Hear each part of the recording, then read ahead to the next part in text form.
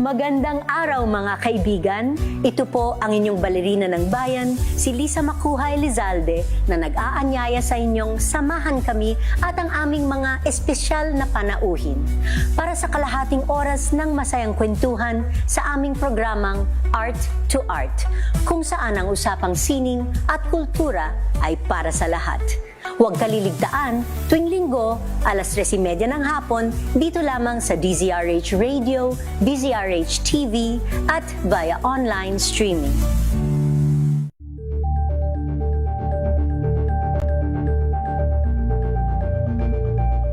Curious ka ba sa maraming bagay?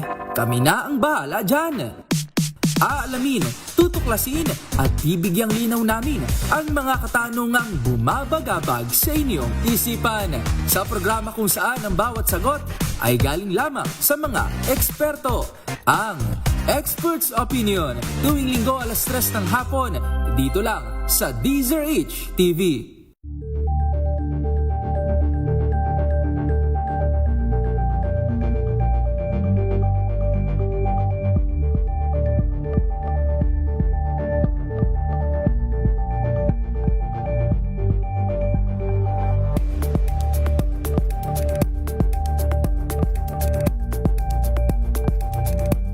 We've got you covered. From the hottest hits, exclusive interviews,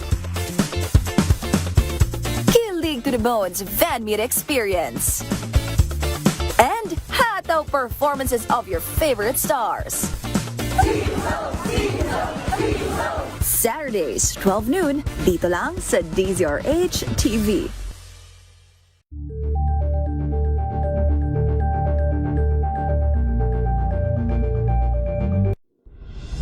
Tuloy-tuloy ang pagtulong, tuloy-tuloy ang pagseserbisyo at tuloy-tuloy ang balitaan kasama si May Binauhan sa Operation Tulong mula Lunes hanggang Biyernes.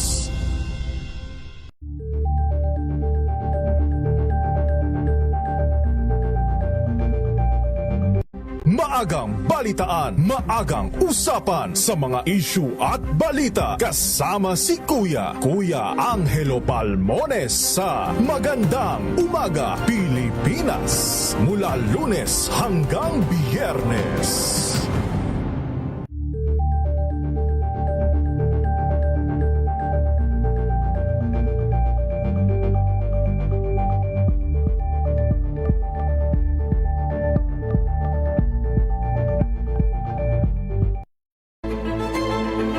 Pakikinggan ang bawat panig. When you fight for justice, think about the queer people. Kung hindi kami magkukwento, sino ang magkukwento para sa amin? Ang mga panawagan, ipababatid. Hindi talaga ito masusing pinag-aralan ng gobyerno. The women who are beaten and abused. It's time to listen to their voices. Tunghayan ang iba't ibang boses. Mga kwento mula sa iba't ibang anggulo. Dito lang sa Point of View. Mapapanood tuwing linggo, alas 12 ng tanghali, sa DZRH TV. Abangan this Saturday. Hi, I'm Kain, and you're watching Sinjo. Balik ka ng kilig sa Stunning Together fan meeting in Manila ng K-pop star na si Kangin.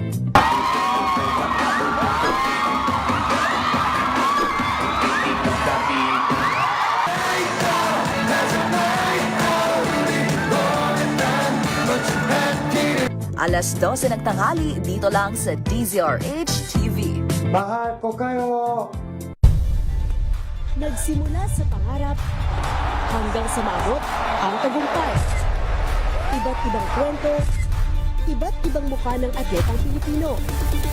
Mas pinatindi, mas pinalakas, at mas pinaaksyon sa Match Point tuwing Sabado, 12:30 ng tanghali sa DZRH TV.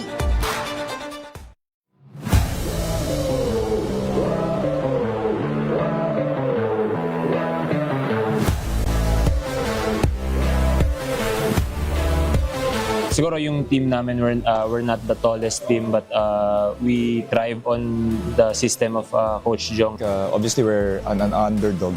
So I think yung identity ng team is systematic sa defense and offense. Kailangan yung isip lagi is play to win. Hi, we are the LS Road Warriors. Panoorin ang ating interview sa Match Point. Mabuhay ang atletang Pilipino! Tambalang Anthony Taberna at Jerry Baha ang gigising sa inyong umaga dahil lalatay ang humahagupit na diskusyon at komentaryo Lunes hanggang Biyernes sa 2x2.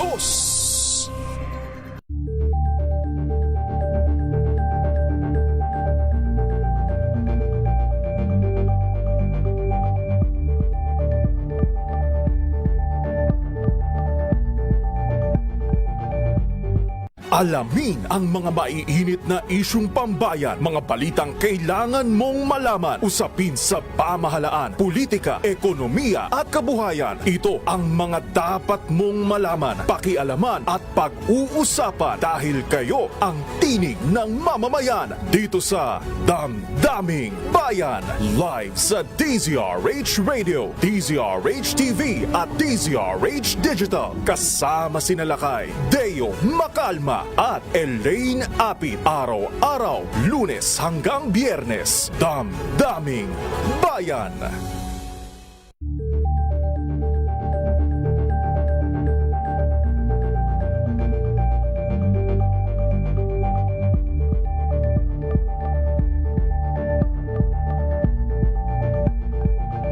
Tuloy-tuloy na reports kasama ang buong puwersa ng DZRH sa buong Pilipinas. Mula Luzon, Visayas at Mindanao. Lahat ng malalaking balita, maiinit at viral. Hagip ng pinakamalawak na newscast sa buong Pilipinas. Rapido Hataw Balita. Rapido Hataw Balita. Kasama sina Ray Sibayan at Rapido Fuertes. Rapido Hataw Balita. Mga balita.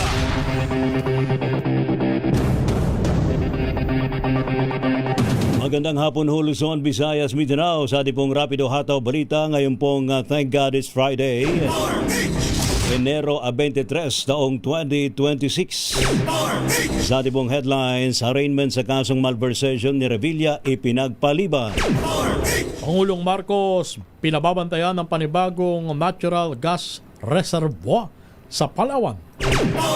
Senador Bato de la Rosa, hinamon na magbitiw na lang sa pagkasenador kung patuloy na siya ay magtatago. Bureau of Immigration, walang record impormasyong nasa Cambodia si Atong Ang. Abogado ho ni dating Congressman Zaldico, itinangging umano'y fillers sa gobyerno. Dagdag bawas sa presyo ng produktong petrolyo kasado sa susunod na linggo. 4 na sundalo patay sa pananambang sa Munay, Lanao del Norte. Mga tanim na gulay sa Atok, Benguet. Nako, binalot na ng andap. Nako, sayang. Samantala naman, higit 2 milyong pisong halaga ng shabu na samsam sa isang bypass sa Daet, Camarines Norte. Rapido Hataw Balita. Ano po mga lingkod sa pagbabalita, sina Ray Sibayan at Romel Fuertes para sa DZRH, una sa Pilipinas. Una sa Pilipino. Rapido Hataw Balita.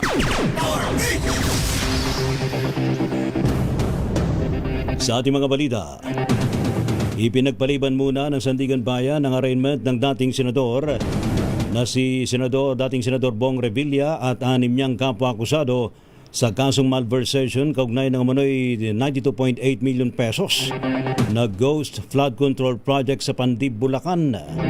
Ayon po sa Sandigan Bayan 3rd Division, kinailangang i-defer ang pagbasa ng sakdal dahil sa dami ng mga nakabimbin na mosyon ng mga akusado na kumukwestiyon sa merito ng kasong iniharap laban sa kanila na kinakailangan pang desisyonan. Itinakda naman ng korte ang bagong petsa ng arraignment sa February 9, ganap na 8:30 ng umaga. Samantala, inatasan din ng Sandigan Bayan ng mga abogado ng mga akusado na isumite ang lahat ng kanilang mosyon hanggang January 26, habang maghahain naman ng komento ang panig ng prosekusyon sa January 28. Itinanggi ng abogado ni dating Congressman Zaldico ang di umano'y paramdam ng kanyang kliyente sa gobyerno sa pamamagitan ng ilang pari. Sabi sa DZRH News ni Atty. Roy Rondain, walang ginagawang ganitong hakbang o ganitong pakikipag-ugnayan ang resign ako, Bicol Party List Representative. Kaya maliban na lamang kung direktang nakausap na mga ito ang dating kinatawan, masasabi niyang hindi otorisado ang nasabing feelers. Idiniin ni Rondaina sa pagkakaalam niya, siya lamang ang otorisado magsalita para sa nagbitiw ng mambabatas. Matatandaan sinabi ni DILG Secretary John Vic Remulla na nagpadala si Ko ng feelers sa ombudsman para makipagdialogo sa pamahalaan, pero hindi pa naman ito beripikado hanggang sa ngayon. Samantala, hindi rin nais ni Pangulong Ferdinand Marcos Jr. na umabot daw po sa 60 pesos. Ang palitan ng piso kontra dolyar naman sa negatibong epekto nito sa ating ekonomiya. Ayon po kay Palace Press Officer Yusek Claire Castro, sa pananaw ng Pangulo ay hindi magiging maganda kung patuloy pang hihinang halaga ng piso kontra dolyar dahil naman sa hindi ito papabor sa halaga ng national currency. Dagdag pa ni Castro, ang posibleng pagtaas sa exchange rate sa nasabing antas ay makakapekto sa buong Pilipinas at kabuuang ekonomiya at utang ng Pilipinas. Dahil kapag umabot sa 60 pesos ang palitan ay tataas naman ang utang ng ating bansa, dulot naman ng mas mataas na halaga ng dolyar. Itinakda na ng Korte Suprema sa Abril ang oral arguments kaugnay ng mga petisyong kumukwestiyon sa ilang probisyon ng 2024 hanggang 2026 General Appropriations Act. Ayon sa Korte Suprema, idaraos ang oral argument sa April 8 at April 22 sa Supreme Court Session Hall sa Baguio City. Bago ito, magkakaroon muna ng preliminary conference sa Pebrero 4 bilang paghahanda sa naturang pagdinig. Isa sa mga petisyon na inihain ni na yumaong Congressman Edsel Lagman, Gabriel Bordado Jr., Mujib Hapaman, Aquilino Pimentel III at Pantaleon Alvarez na kumukwestiyon sa 449.5 bilyong pisong pondo na insertions sa 2024 GAA sa pamamagitan ng Bicameral Conference Committee. Mahiwalay din petisyon ng Filipinos for Peace, Justice and Progress Movement kaugnay ng mga amyenda sa special accounts at iba pang appropriations sa 2025 General Appropriations Act. Samantala, kine-question naman ni na Senador Congressman Edgar Erice at Representative Leila de Lima ang unprogrammed appropriations sa 2026 national budget. Nakaamba ang dagdag pero meron naman daw bawas. Mayroong pampalubag loob sa presyo ng petrolyo next week. Ayon mismo sa Department of Energy, posibleng tumaas ang humigit kumulang sa 80 centavos. Tataas. Sa 80 centavos ang bawat litro ng diesel, habang humigit kumulang naman sa 45 centavos ang posibleng pagtaas sa bawat litro ng kerosene. Tataas yan, tataas. Tataas yun, yung diesel saka yung kerosene. Ngayon, yung mga gumagamit ng gasolina, magkano ibababa? Baka naman malaki. Wag na, hindi ko nibabalita. Walang kwenta. Nangaasar lang kayo. Walang kwenta. Director Rodela Romero, ma'am. Magkano ba? Pwede naman ninyong pagsabihan yung mga oil company. Na kung magbabalita sila tungkol sa mag-issue sila ng advisory mga oil companies, dapat naman sana yung masayang tao. Magkano ba? Ay, mantakin mo ang magiging parang ayaw talagang bagitin. Ang magiging rollback daw, ang magiging rollback sa bawat litro ng gasolina ay nasa tumataginting na 5 centimo. Anak ma'am! Anak ng baka naman, oh. Anak ng Grabe bakang naman. dalaga, sabi ni Louis Beltran. Oo, bakit naman kayo ganyan? Nagbaba pa kayo para kayo nang insulto ah. Magkano uli? Tumataginting na! Oh. 5 sentimo. Sus Mario Joseph. Ba kayo nahihiyan? Sige na, pabalita ka na. Dalawa naman ang kumpirmado na sawi sa nangyaring banggaan ng tricycle at bus sa Kabanang Highway sa Barangay Parang, Calapan City sa Oriental Mindoro. Ayon sa Calapan City Police Station, kasama sa nasawi ang driver ng tricycle at sakay nito, habang sugatan naman ang iba pang pasahero ng bus. Batay sa paunang investigasyon, binabagtas ng tricycle ang Barangay Lazareto nang biglang mawalan ito ng kontrol dahil para mapunta sa kabilang linya at doon nabangga ng paparating na bus. Sus Mario Joseph, sinubukan pang dalhin sa ospital ang tumilapong biktima pero idiniklara silang dead on arrival. Nasa custody na ng pulisya ang driver ng bus habang patuloy ang investigasyon sa nangyaring aksidente. Rapido, hataw, balita. Rapido ho ng mga report. Update mula sa Malacanang. Pangulong Ferdinand Marcos Jr. pinababantayan ng panibagong natural gas reservoir sa Palawan. Ating namin sa report ni RH14 Let Narciso Mislet. Ray, iniutos si Pangulong Ferdinand Marcos Jr. ang mahigpit na pagbabantay sa Malampaya East 1 o MAE1 para masiguro ang seguridad ng mahalagang energy facility ng bansa. Bilang tugon, nag-deploy ang Philippine Coast Guard ng isang 97-meter offshore patrol vessel, dalawang 44-meter patrol vessels at aerial assets para sa tuloy-tuloy na pagbabantay sa lugar. Ayon sa TCG, layo ng direktiba ng Pangulo na tiyaking protektado ang MAE1 dahil sa kahalagahan nito sa energy security at national interest ng Pilipinas. Ang Malampaya East 1 ay isang bagong natural gas discovery na matatagpuan 5 kilometro sa silangan ng umiiral na Malampaya Field. Tinatayang naglalaman ito ng 98 billion cubic feet ng gas o katumbas ng humigit kumulang 14 billion kilowatt-hours ng kuryente kada taon. Ito si Dr. Narciso para sa DZRH. Una sa Pilipinas, una sa Pilipino. Pilipinas maglalagay sa alanganin kapag parehong may impeachment case ang Pangulo at Vice Presidente. Sino nagsabi niyan? Ibalita mo, RH number 28, Paring Raymond. Dadpaas, Paring Raymond. Paring Romel, walang may dudulot na mabuti sa ating bansa kung parehong ang dalawang pinakamataas na opisyal ay maharap sa kasong impeachment. Ayon kay Senador J.B. Ejercito, malulungkot ito kung totoong ma-impeach na Pangulong Bongbong Marcos at Vice President Sara Duterte. Paliwanag ni Ejercito, masamang larawan ang lalabas para sa Pilipinas at magdadala ng political instability. Lalo na ngayon na mainit pang pinag-uusapan ng tungkol sa anomalya sa flood control, dadagdagan pa ng impeachment. Animoy wala ng magandang naghihintay na kinabukasan para sa ating bansa. Pabor ito na panagutin kung sino man ang nasa likod ng mga anomalya bilang bahagi ng kampanya para sa accountability. Ngunit, dapat ay tiyakin ang mga managot ay mga totoong may kasalanan. Si Pangulong Bongbong Marcos ay may kinakaharap ng impeachment case sa Kamara de Representantes, habang si Vice President Sara ay magtatapos ang 1-year ban nito sa kasong impeachment sa February 6 at inaasahang sasampahan siya muli ng impeachment. Sa kabila nito, aminado si Senador J.B. Ejercito na bahagi ng kanilang mandato na dinggin ang mga impeachment cases kung ito ay umusad at matuloy. Ito si RH28, Raymond Advance para sa DZRH, una sa Pilipinas, una sa Pilipino. Thank you, salamat kay Raymond Advance. Samantala naman, update mula sa Kamara, Senador Bato de la Rosa, abay hinamon daw ho.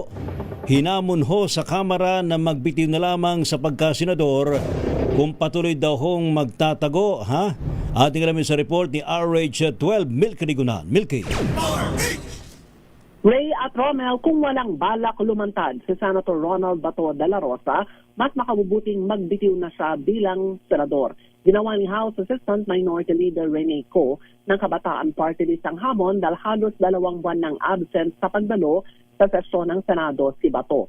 Ayon kay Ko, kung mag-aabang lamang si Senator Bato na maaresto siya, makabubuting magbitiw na siya bilang senador. Gate ni Ko, di natin dapat pinasusweldo ang mga tumatakas sa pananagutan, pero sa kabila nito, maniningil ang taong bayan kahit saan pa siya magtago. Dagdag pa ni Ko, mahal ni Senator Bato ang kanyang sarili at hindi ang Pilipinas, taliwas sa lagi nitong depensa. Una nang nagparamdam si Senator Bato noong Miyerkules sa kanyang ika-64th birthday. Sa kanyang statement na pinost sa Senate website, sinabi ni Senator Bato, "I am alive and well and awaiting justice." Patuloy na umaabsent sa kanyang gampanin sa Senado sa Senator Bato simula nang kumalat ang umunoy napipintong pag-aresto sa kanya ng International Criminal Court, kung saan lalo pa siyang kinabahan ng sundan nito na mga comment mula kay Ombudsman Jesus Crispin Remulla. Ako si New Kriguna nagulat para sa DZRH, una sa Pilipinas, una sa Pilipino. Samantala, Bureau of Immigration, walang record sa impormasyon na nasa Cambodia si Atong Ang. Balita mo yan, RH number 15, Giselle Ricafort. Giselle. Lakay Romel, walang record o impormasyon ng Bureau of Immigration na nasa Cambodia na umano yung gaming tycoon na si Atong Ang. Sabi sa DZRH ni Immigration spokesperson Dana Sandoval, wala pang natatanggap na update ang kagawaran kaugnay ng naturang ulat. Nanindigan ng imigrasyon na wala sa tala nila na bumiyahe ang negosyante batay sa mga international port of entry at exit na kanilang binabantayan. Una nang sinabi sa DZRH ng BI spokesperson na hindi nila inaalis yung posibilidad na nakalabas na ng bansa si Ang sa pamagitan ng backdoor.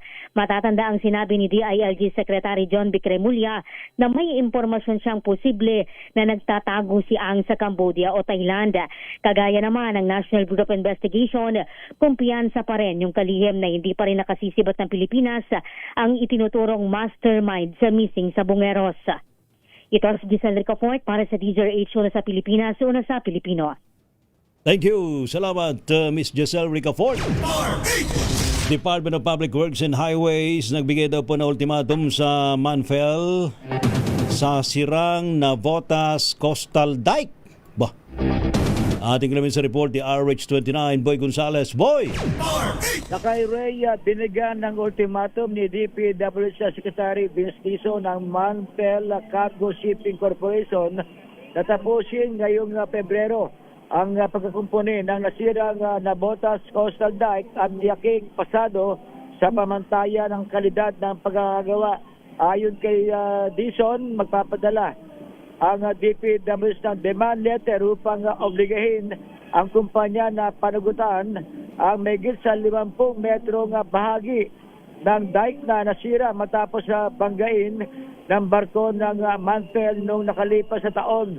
Iginit ang kalim na responsibilidad ng kumpanya ang pagkukumpuni ng nasirang dike. Anya, may ibang kumpanyang nakasira rin ang dike sa dike na agad naman natapos ang kanilang repair, habang ang Manfel ay hindi pa rin natatapos ang trabaho. Dagdag pa rin dito, hindi katanggap-tanggap na itigil ang pagkukumpuni dahil lamang sa hindi pagbabayad ng kumpanya sa kanilang kontraktor. Batay sa ulat, 10% pa lamang ng kabuang bayarin ang naibabayad ng Manfel dahil upang pasamantalang ihinto ang repair works. Babala ng DPW sakali hindi matapos ang pagkukumpuni ng dike sa tinakdang panahon, agad na magsampa ng patong-patong na kaso laban sa kumpanya sa tulong ng Office of the Solicitor General. Ito si Boy Gonzales para sa DZRH, Arizona sa Pilipinas, una sa Pilipino.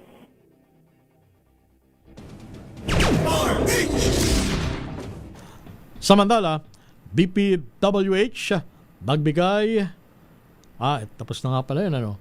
Dito tayo kay Noche Cacas, kay Val Gonzales muna, public hearing para sa pagpatupad ng panuntunan sa data transmission sa bansa. Ipinatawag ng National Telecommunications Commission. Ibalita mo yan, RH number 5, Val Gonzales. Val. Romel, sinimulan na ng National Telecommunications Commission o NTC ang pagsasagawa ng public hearing tungkol sa panukalang Memorandum Circular para sa Data Transmission Industry Participants o DTIP alinsunod sa sinasaad ng Republic Act 12234 o ang Konektadong Pinoy Act. Ang Konektadong Pinoy Act ay ang bagong batas na naglalayong palawakin ang kompetisyon, pagbutihin ang serbisyo at pabilisin ng digital connectivity sa ating bansa. Kabilang sa mga inaasahang dadalo ngayong araw ay ang mga sinatawan mula sa Department of Information and Communications Technology, Department of Economy, Planning and Development, Anti-Red Tape Authority, at iba pang ahensya, maging ng mga stakeholder mula sa telecom industry.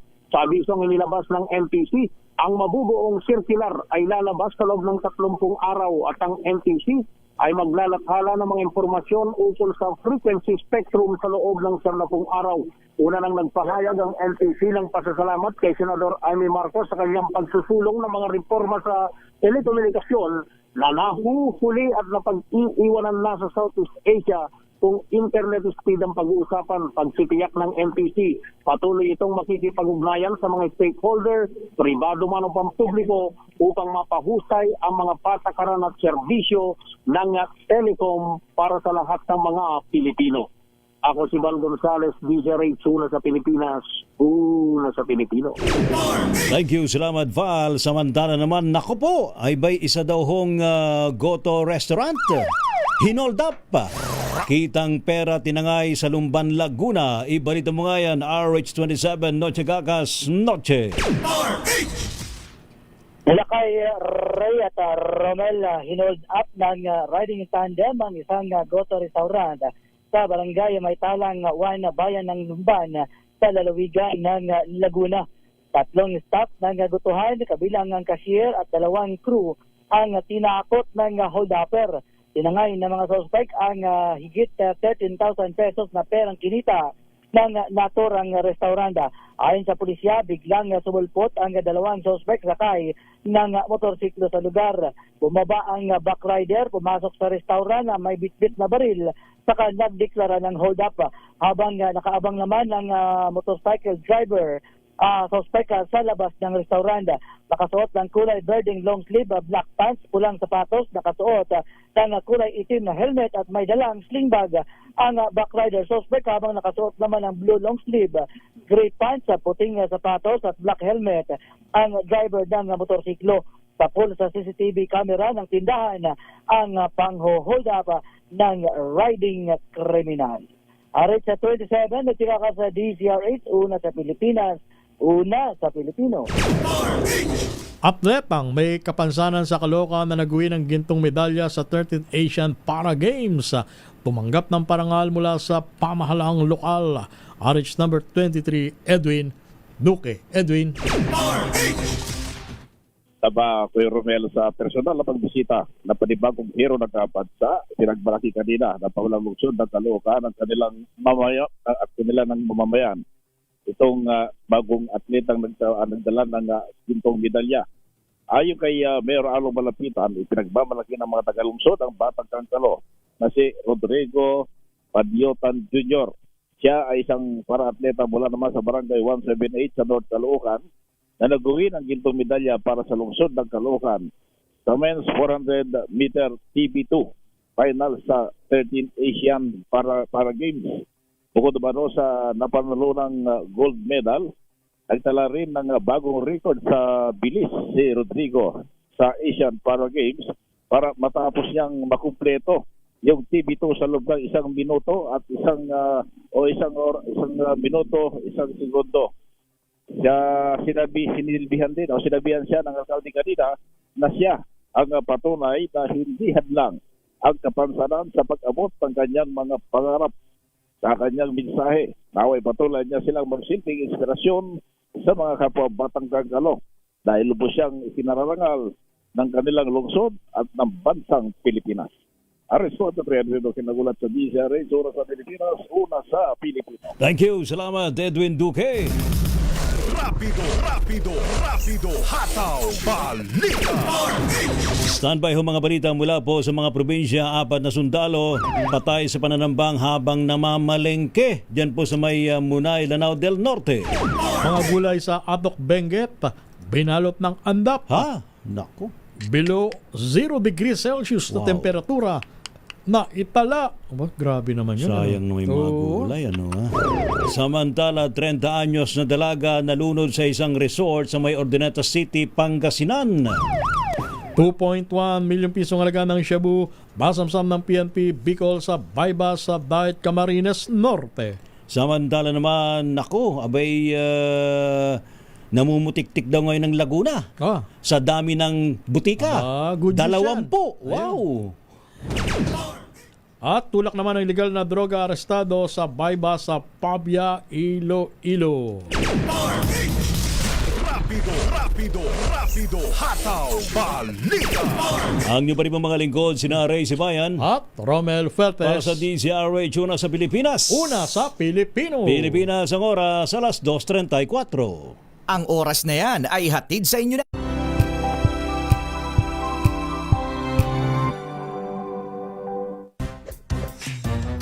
Galing-galing mo, Smart dishwashing paste ko, pritong ulam na masebo, plato o kaldero, tanggaling for everyday. Ganyan pag Smart ang dishwashing paste. May double tanggaling formula. Tanggal ang sebo, tanggal ang bakterya. Pahit para walang bahid, linis fantastic sa metal at plastic, number 1 ko to. Tanggaling-galing mo, Smart dishwashing paste. ACS. Sa lahat ng bagay, simula pa lang, siguraduhing max protection na. Kasi pag kulang ang proteksyon, baka madaling masira. Sa ngipin, dapat may max protection din. Max sa halaga ng unique toothpaste. With Max Protect formula, help stop cavities before they start, while keeping breath fresh. Try unique maximum fluoride protection. Para max alaga, max protektado. ACS. Wow, ang saya. Isang barangay na labada, puro mancha pa. Goodbye, pahinga. Mommy, isang laba lang yan sa Pride Bar Blue. May powerful stain-away enzymes na malupit sa dumit mancha. At di masakit sa kamay. Isang laba lang yan. Hello, pahinga. Hello, Pride Bar Blue. ACS. Tinesting, sinuri, siniyasan. Ang resulta, super effective ang Shield sa pagpatay ng bakterya at virus. Shield Antibacterial Soap. Believe ang mga eksperto sa Philippine Nurses Association. At si Mami. Tiwala ako sa Shield. Shield Antibacterial Soap. Napatunayang mabisa. Ang mga nurse, tiwala. ACS. Amoy forever. Amoy LQ. Amoy New Calab Berry Blooms. Amoy kala, amoy good vibes. May nagbago. May arte. May budget. Akala nyo lang yon. So solid. White Rose Papaya, wow, white rose. White Rose Papaya, wow, white rose. White Rose Papaya. May glow up with a White Rose Papaya. White Rose Papaya. May puti power times 2 kasi may papaya at niacinamide. May shea butter and tea tree oil pa. Kutis sulit ang glow up. Rose Papaya. Kutis sulit ang glow up. ACS. Amoy forever. Amoy LQ. Amoy New Calab Berry Blooms. Amoy kala, amoy good vibes. Araw-araw, iba't ibang mga bagay na dapat pagtagumpayan. Ang subok kong partner ay MX3 Capsule. Research-based na tested and proven. Helps avoid pain discomfort. Iwas-iwas sa sakit. Kailangan lang na long-term ang pag-inom 2 capsules araw-araw. Kasabay ng proper diet and exercise. I am able to make it with the right partner. MX3, dito ako believe! Mahalagang paalala, ang MX3 capsule ay hindi gamot at hindi dapat gamiting panggamot sa anumang uri ng sakit. Amoy forever. Amoy LQ. Amoy New Calab Berry Blooms. Amoy kala, amoy good vibes. Healthy Minute, hatid sa inyo ng MX3. Hi, this is Dr. Edwin Bien. Kumusta yung pag-ihi nyo? Masakit ba? Napunan nyo kung klaro yung ihi o baka ito mabula? Kumusta rin yung balat po ninyo? Napupunan nyo ba kung naninilaw kayo? Yung mata po ba ninyo naninilaw din? Mga senyales kasi ito ng cellular damage. Alam nyo kasi yung ating kidneys, ang ating liver, pati na rin yung ating ibang organs, nada-damage po yan dahil sa environment natin na may mga toxin, yung mga kinakain din natin na hindi masustansya, yung mga iniinom natin na naglalaman ng kung ano-anong kemikal. Of course, in the long run, maaaring makasira ito. Yung cellular damage ay dapat po nating iwasan. Alam nyo, mahirap magkasakit, magastos, lalo na kung tayo ay mapapadialysis, maoperahan o mailalagay sa ICU. So it is very important na aalagaan natin ang ating katawan. Huwag nating hintayin na tayo ay magkakasakit kung kailan natin iinumin ang mga preventive medicine. At para sa akin, maganda po ang inyong hanapin ang ating MX3 Plus capsule dahil ito ay nagtataglay ng extra L-carnitine at coenzyme Q10 na pag-aralan na nila sa abroad kung papaanong ito ay nagpoprotekta against cellular damage. So try nyo po, available na yan sa merkado, yung may alpha, beta at gamma mangosteen. O, sa susunod na pag-ihi mo tingnan mo kung malinaw o mabula patingnan mo na rin yung ilalim ng dila mo, ganun na rin ang iyong mata. Take care. Muli, this is Dr. Edwin Bien. Mag-iingat po tayong lahat. Healthy Minute, hatid sa inyo ng MX3. Hello, Washi! Laundry day na naman! Yay! Anong meron? Mancha ng chocolate, putik, may libag pa! Kaya natin yan! With Pride Washing Machine Detergent, may triple stain-away formula. Tanggal ang makapit, madikit, at malupit na dumit mancha. Kaya easy-easy ang labada. Mula noon hanggang ngayon! All you need is pride. All you need is pride. ACS.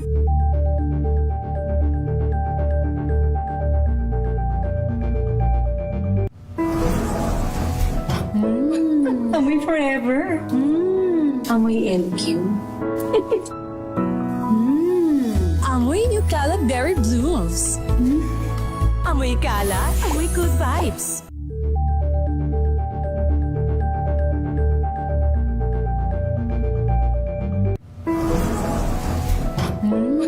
Amoy forever. Amoy LQ. Amoy New Cala Berry Blooms. Amoy Cala, amoy good vibes. Let us unbox MX3 capsule. Each box has 60 vegetable capsules that tested and proven to help reduce pain discomfort. 2 capsules daily with a healthy diet and exercise. MX3. Tunay, natural, at original. Mahalagang paalala, ang MX3 capsule ay hindi gamot at hindi dapat gamiting panggamot sa anumang uri ng sakit. Amoy forever. Amoy LQ. Amoy New Cala Berry Blooms. Amoy Cala, amoy good vibes.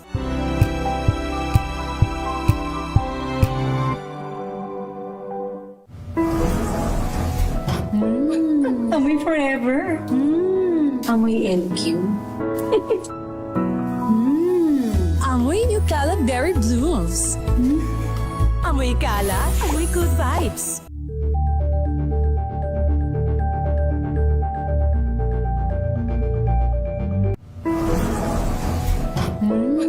Amoy forever. Amoy LQ.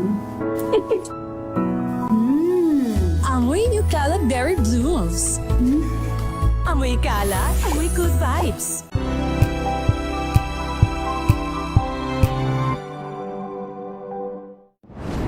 Kung good vibes ang hanap mo, dito ka na sa sigurado! Mula sa mga istoryang nagbibigay ng inspirasyon hanggang sa mga kwentong may dalang solusyon.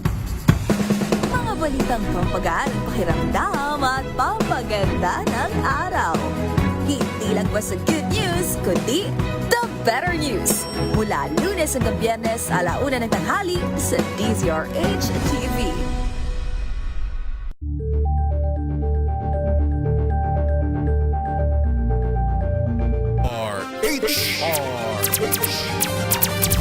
Rapido, rapido, rapido, hataw, balita. Balik po tayo mga kaibigan sa Rapido Hataw Balita ngayon pong Biyernes. Standby mga balita mula pa rin po sa mga probinsya. Ratsyada Probinsya. Rapido, hataw, balita. Ready na ba si June? Alright. Atin ang alamin mga kaibigan ng update mula po sa Lanao del Norte. 4 na sundalo patay sa pananambang habang namamalengke sa Munay, Lanao del Norte. Ibalita mo nga yan, RH19, June Dimakutak, June. Lakay, 4 na mga sundalo ng 44th IB na nakadestino sa bayan ng Munay, Lanao del Sur ang napatay at isang sugatan habang namamalengke kaninang umaga lamang. Ayon sa ating source, pinaulanan ng bala ng mga nanambang ang mga sundalo habang lulan ng isang civilian vehicle sa bahagi ng barangay Lininding, Munay, Lanao del Norte. Sa ngayon, di pa inilabas ang pangalan ng 4 na sundalong namatay at isang sugatan habang isa-isa pang pinapapaabot ang masamang balitang ito sa pamilya ng mga biktima. Sa kasalukuyan, may ongoing operation ang tropa ng pamahalaan sa barangay Lininding, Munay, Lanao del Norte. Ayon sa ating source sa ground, marinig ang malalakas sa mga putok sa loob ng bahagi ng barangay at kaengkwentro umano na military ang isang armadong grupo na hindi naman pinangalanan, no? Kasi itong Munay Lakay, mayroon ditong community ng MILF at mayroon ding kumbaga daanan ito ng mga armed group din na mga naglalagari diyan sa mga areas ng tri-boundaries ng Lanao, Cotabato at Davao. Yan ang ating update mula sa Mindanao, RH19, June Dimakutak, DZRH, una sa Pilipinas, una sa Pilipino. Samantala mga tanim na gulay sa Atok Benguet, binalot ng andap dahil sa matinding lamig ng panahon. RH number 41, Romy Gonzales. Lakay Romy. Standby, Lakay Romy Gonzales. Mamaya babalikan ka namin dyan sa may Benguet area. Nako ha, masyadong malamig. Samantala naman, 30 anyos na dalaga nalunod sa isang resort sa may Ordaneta City, Pangasinan. Report mula kay Freddy Fado. Freddy. Hindi na umabot ng buhay sa paggamutan ng isang 30 anyos na dalaga na residente ng Ordaneta City matapos itong malunod sa swimming pool ng private resort sa lungsod. Batay sa ulat ni Chief of Police Lieutenant Colonel Kainante Pitpitan, naganap ang insidente pasado alas 6 ng gabi at sa investigasyon ng kanyang mga tauhan lumilitaw na kasama ng biktima ang humigit kumulang 10 mga kaibigan na nagtungo sa nabanggit na resort upang maligo at nag-inuman. Pasado alas 6 ng gabi ng mapansin umano ng lifeguard na nalulunod ng biktima sa adult swimming pool na may 6 na talampakang lalim. Kaya agad itong iniahon at isinailalim sa cardiopulmonary resuscitation bago isinugod sa Ordaneta City District Hospital, subalit idiniklaring didun arrival na ng attending physician. Mula sa Action Radio Pangasinan, ito si Freddy Fajardo Aristarte Taguulat para sa DZRH, una sa Pilipinas, una sa Pilipino. At sa probinsya ng Laguna, mahigit sa 20 botika binuksan. Alamin natin ang iba pang detalye. Eric Dastas. Kuyang Eric. Kay Romela, pinangunahan ni Laguna Governor Sol Aragones ang pagbubukas ng siyam pang-akay ni Gov Butika sa siyam na bayan sa naturang lalawigan na magbibigay ng libreng maintenance na gamot sa kanilang lugar. Dahil dito, umabot na ng 24 ang butika sa buong probinsya na target ay maging operational hanggang Marso para sa 24 pang bayan at 6 na lungsod. Sinabi ng gobernadora na ang butika ay bukas simula Lunes hanggang Miyerkules mula alas 9 ng umaga hanggang alas 4 ng hapon. Ang lahat ng Lagunense sa lugar ay pwedeng humingi ng libreng gamot basta may dala lang na reseta, pero kung wala naman ay una reseta ay may doktor sa mga butika na pwedeng magpakonsulta at humingi ng kailangan nilang gamot. Kabilang sa mga maintenance na gamot ay amlopidine, rosuvastatin, metropern at losartan. Idadagdag na rin sa darating na Pebrero ang clopidogrel at B-complex. Sabay-sabay na binuksan kahapon ng mga butika sa bayan ng Magdalena, Liliw, Pangil, Victoria, Paite, Sinuluan, Pagtianghan, Mahayay at Rizal at ng buong sinuporta naman ng lokal na opisyal. Matatandaan ng pagpapanlad ng usaping pangkalusugan ng NATO ng lalawigan ang sentro ng kampanya ni Gobernador Sol noong nakarang eleksyon. Pero sabi ng isang lokal na opisyal ng Magdalena, ang pangako ni Gobernador Sol ay agaran niyang isinakatuparan. Bukod kasi sa mga libreng maintenance na gamot sa bayan at lungsod, ang mga ospital sa lalawigan ay malinis na at nasa mabuting pangangalaga na. Nagbigay na rin ng serbisyong makapagpapaligtas ng buhay na dati niya ay kailangan pong pumunta ng labas ng Laguna tulad ng anti-venom, anti-tetanus at anti-rabies. Bukod sa dialysis machine, malapit na rin niya magkaroon ng CT scan at MRI facilities sa lalawigan. Sinabi pa ng gobernadora, matapos makompleto sa Marso, ang mga butika ay bubuksan na rin sa darating na Abril ang dialysis center sa bayan ng Patil para sa mga pasyente na nangangailangan ng regular na gamutan. Ang gamutan ay libre, kabilang ang mga dialyzer at bawat pasyente ay bibigyan ng kalahating kabanapang bigas buwan-buwan. Nauna nang inuutos ni Governor Sol sa mga kawani ng bawat ospital ng probinsya na bawal magtaray sa mga pasyente at nagtalaga siya rin ng help desk pa bawat ospital para trekin ang maayos na pamamalakad sa mga ospital. Naglunsad na rin ang supresang inspeksyon sa mga ospital at agad na pinaayos ang pasilidad at iniutos na dapat itiyaking kalinisan sa mga ospital. Sinimulan na rin Kuya Romel at Bururay niyang ipatayo ang 5 palapag na gusyali sa Calamba City. Pagbibigay din ni Governor Aragones, lahat ng kanyang accomplishment ay nagawa niya sa loob lang ng 6 buwan niyang panunungkulan. Anunsyo niya, abangan pa ang marami ang gagawin sa naturang lalawigan. Ito si Eric Dastas para sa DCRH, una sa Pilipinas, una sa Pilipino. Samantala natin pong balikan na report mula sa Benguet. Mga tanim na gulay sa Atok Benguet abay binalot daw po ng andap. Wala pa rin Standby, si Romy kay Gonzales, Romy si Ruel and Saldico. Standby din Wala pa rin. kay Ruel. Dito muna tayo sa report mula sa Action Radyo Iloilo. Tulak ng illegal na droga tulak ng illegal na droga arestado sa Bayba sa Pabia, Iloilo. Jocelyn Maque ng Action Radio Iloilo. Jo! Nasugatan sa tiyan ng isang pulis matapos mabaril ng subject sa drug buy-bust operation sa Barangay Anilaw, Pavia. Ayon kay Police Captain Ritz Presquito, ang officer in charge ng Pavia Municipal Police Station, mabilis na tumakbo ang subject na si alias June nang magpakilalang pulis ang kanyang katransaksyon. Hinabol siya ng mga operatiba kaya binunot niya ang kanyang homemade 12-gauge shotgun at nagpaputok. Natamaan ng pulis na may ranggong korporal at dinala sa ospital. Nahuli ang subject at nahaharap sa kasong frustrated homicide, violation sa Comprehensive Firearms and Ammunition Regulation Act at Comprehensive Dangerous Drugs Act. Na-recover sa operasyon ang 70 grams na suspected shabu na nagkakalaga ng 476,000 pesos. Sinabi pa ni Captain Presquito na maliban sa pagtutulak ng iligal na droga, kilala rin na magnanakaw sa nasabing bayan ng subject at dati na rin naaresto sa kanyang iligal na aktibidad. Mula sa Action Radio Iloilo, ito si Jocelyn Maque para sa DZRH, una sa Pilipinas, una sa Pilipino. Maraming salamat Jocelyn Maque at ipong alamin naman ang update mula po sa Bicol Region.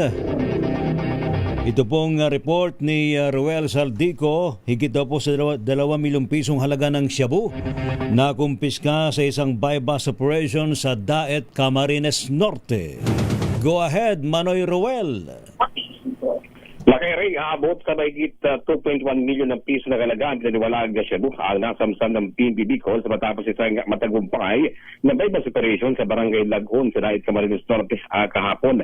Ayon sa operasyon, isang high value individual ang naaresto na kilalang si alias Mike, 28 anyos ang edad at nasamsam naman suspect ang higit kumula na 300 na gramo na pinaniwalaan ng Shabu nagkakalaga ng 2 milyon.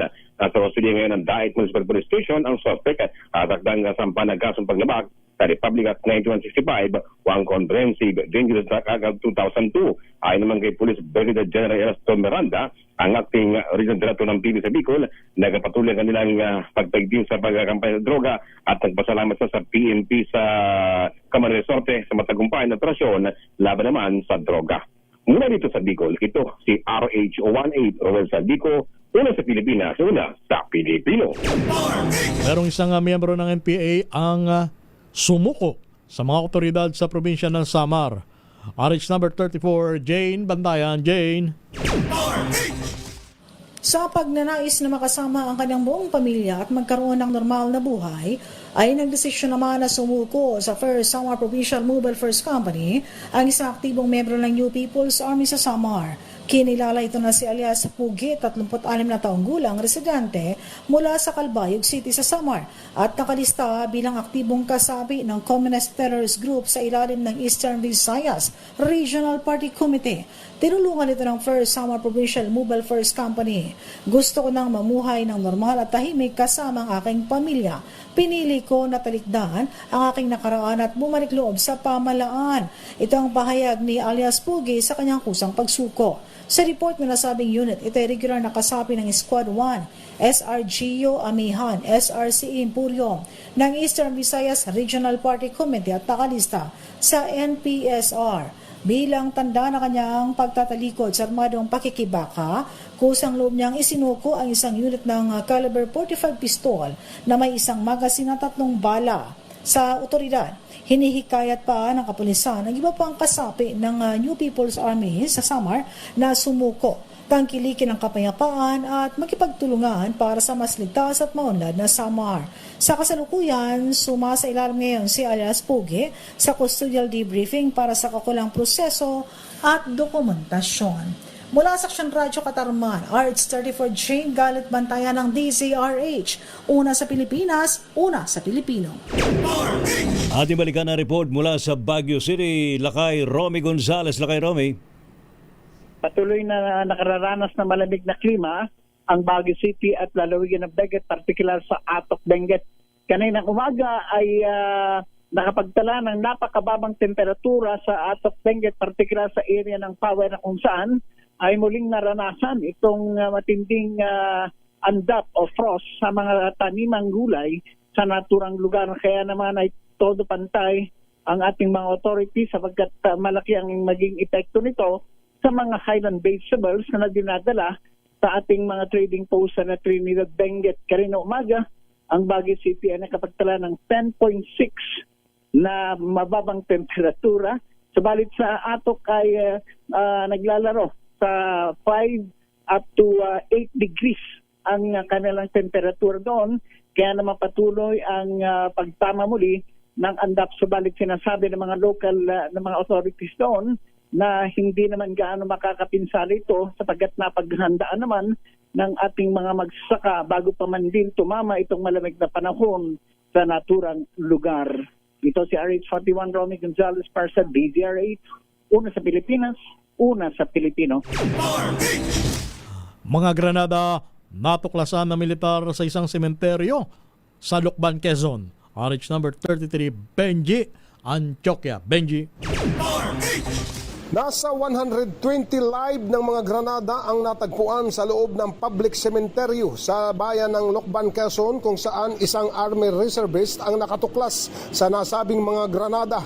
Ayon dito, mga nakabaon sa bahagi ng Palula Public Cemetery sa bahagi ng mga puno ng kahoy habang bumibisita sa puntod ng kaanak ang nasabing army reservist at agad na siniguro ang kaligtasan ng lugar at agad siya nakipag-ugnayan sa Explosive Ordnance Disposal Battalion para sa ligtas na paghawak sa mga nasabing granada.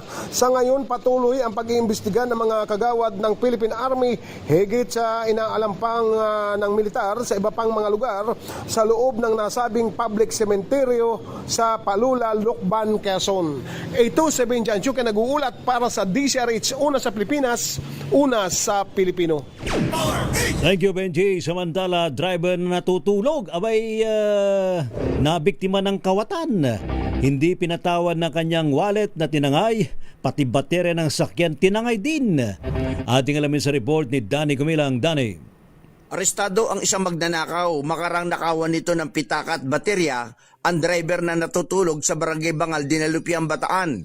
Ayon sa ulat, nagising ang biktima alas 6 kagabi at napansin na bukas na ang kanyang bag at nawawala ang kanyang pitaka at cellphone nang siyasatin ang kanyang minamanehong truck. na diskubre ring nawawala ang baterya nito. Kaagad siyang nagtungo sa barangay hall upang i-report ang insidente. Sa tulong ng mga barangay tanod sa lugar na sina Eduardo Bermillo at Ricardo Herona, natukoy ang suspect na si alias Archie, 36 taong gulang, residente na nasabing barangay. Na-recover mula sa bahay ng suspect ang nawawalang cellphone, pitaka at 2 baterya na sasakyan. Siya ay agad inaresto at dinala ang suspect at isinama ang biktima sa Dinalupian Municipal Police Station para sa pagsasampa ng kaukulang kaso. Danny Kumilang, RH37, DCRH, una sa Pilipinas, una sa Pilipino. Mahigit 300 pulis ipinadala sa Cebu, nakabalik na sa Leyte at sila ay binigyan ng parangal. RH number 32, Jimmy, Angay Jimmy. Mainit na sinalubong ng Police Regional Office 8 sa ilalim na pamumuno ng Police Brigadier General Jisung Capo, ang Regional Director, ang 300 mga kapulisan na matagumpay nakabalik mula sa kanilang security deployment sa PRO-7 sa pamamagitan ng isang Heroes Welcome ceremony na ginanap sa PNP Camp Roberto Cangleong, Palolite. Ang naturang contingent ay nagsilbi sa loob ng 8 araw sa Cebu City bilang karagdagan na puwersa upang matiyak ang kayusan at seguridad ng ika-461 na pagdiriwang ng kapistahan ng Senior Santo Niño at Sinulog Festival. Bilang pagkilala sa kanilang natatanging serbisyo at dedikasyon sa tungkuling gidawaran sila ng parangal sa kanilang pagbabalik, isinagawa ang deployment na alinsunod sa direktiba ng PNP Chief Police General Jose Melencio Nartates Jr. bilang bahagi ng pagpalakas ng police presence at sa pinaigting na koordinasyon sa gitna ng mga Police Regional Office. Ito rin ay sumasalamin sa diwa ng brotherhood ng mga kapulisan at sa patuloy na pagtutulungan ng mga PNP personnel sa iba't ibang rehiyon upang maparatili ang kapayapaan at kayusan. Ang 300 na contingents ay binubuo ng 4 na Police Commission Officers at 296 na Police Non-Commission Officers mula sa iba't ibang unit. Ang kanilang mga tungkulin ay nakatutok sa seguridad, crowd management, emergency preparedness at response operations sa batay sa operational requirement na pangailangan ng PNP sa Cebu. Mula dito sa DYV Election Radyo Tacloban, ito si Aristatito Jimmy, angay para sa DZRH, una sa Pilipinas, una sa Pilipino. Thank you, Jimmy! Rapido, hataw, balita. Salamat po sa matumutok po sa ating balitaan sa Rapido Hataw Balita. Magandang hapon sa iyo, classmate Rolando Silvestre ng Balot Tondo, Maynila. Uy, ba? Ayan, Kumusta classmate na yan kayo? sa Arsenio H. Lacson Elementary School. Wow. Ayan, Rolando Silvestre, mabuhay ka. Salamat. And of course, mga kaibigan, sa buong persa po ng DZRH News Team, thank you, Ms. Elaine Napit. Maraming salamat, Don Carlos. Ito'y Don na, no? Tapos si Jeric Sasil. Kasama rin natin Si Apo Els Bartolome. Apo Els, kumusta ka Happy na? weekend, Kenny, dating PNP Chief Mick Bartolome, sir. Ayan, sila ba attend dun sa ceremony of the dawning ba yun? Para kay dahil magiging Nartates. Dahil magiging full-fledged normally umaten sila sa mga ganyan, 4-star general Yes, na. Malamang matin sila. Ayan. Salamat po. Thank you sa ating mga nakagapay sa DZRH Radio, TV, maging sa digital at sa ating pong Malanday transmitter. Hindi po mga lingkod, sina Ray Sibayan at Romel Fuertes. Para sa DZRH, una sa Pilipinas. Una sa Pilipino. Pilipinas ang oras, alas 3:02. This time check is brought to you by